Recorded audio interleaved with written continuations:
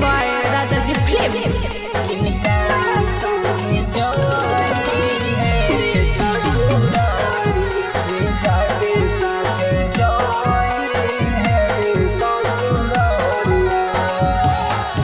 अरे कौन दुल्हा जोई है अरे पेनी के मौरिया, अरे पेनी के मौरिया किनका संगे जोई है रे ससुरारिया, किनका संगे जोई है रे ससुरारिया। आज राजा दुल्हा जोई है आज पेनी के मौरिया, आज पेनी के मौरिया जीजा के साथे जोई है गे ससुरारिया, जीजा के साथे जोई है गे ससुरारिया।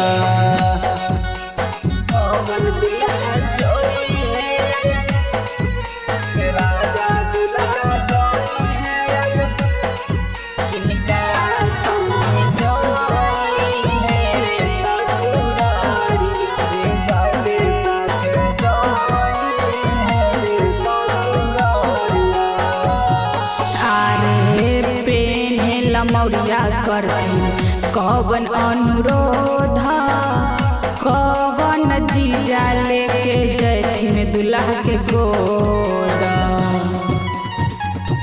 आगे राधे भैया श्याम भैया करथिन अनुरोध, संतोष प्रमोद जीजा लेके जैथिन गोद।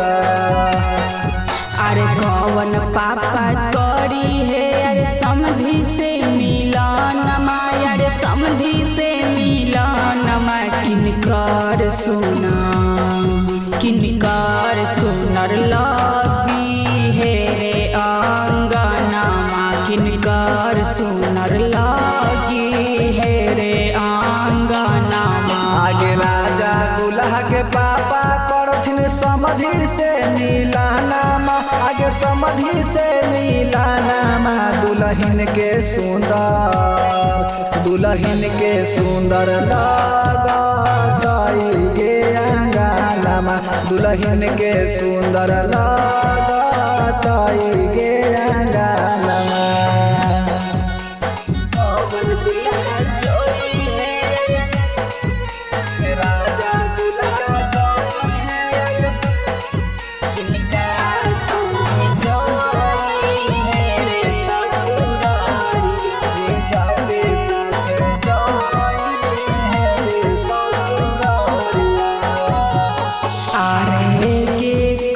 टीका चंदन मौरिया सहित के सब बतैथिन जय माला पर विध। आगे सुमन दुल्हन करथिन टीका मौरिया सहित, गाँव के सहेली सब बोतैथिन जयमाला के विध। अरे कवन दुल्हा के लगतै अरे कोहबर में मानमा, अरे कोहबर में मानम। कवन पापा करथिन बेटी दानमा, कवन पापा करथिन बेटी दानमा। आगे राजा दुल्हा के लगतई कोहबर में मानमा, आगे कोहबर में मानामा। बेटी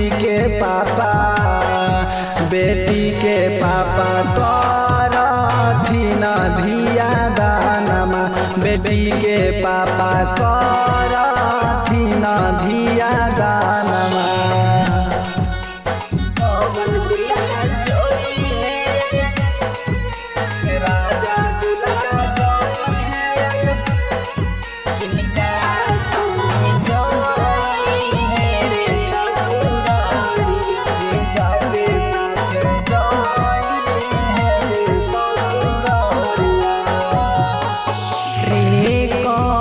गवैया गावन शादी वाला गानमा, कहमा के दुल्हा जतै दुल्हन के अंगना आगे हाकिम उपासना गावे शादी वाला गानमा पहाड़पुर के दुल्हा जैतै दुल्हन के आंगनमा अरे के कर खुश रहतै यार घरबा अंगनमा यार घरबा अंगनमा कवन भैंसु चढ़ाए रे गहनमा कवन भैंसु चढ़ाए रे गहनमा आगे दुल्हा के खुश रहतै घरबा आंगनमा आगे घरबा आंगनमा बड़का भैंसु चढ़ाई के गहनमा बड़का भैंसु चढ़ाई के गहनमा। राजा जी रिकॉर्डिंग स्टूडियो पहाड़पुर राघोपुर वैशाली।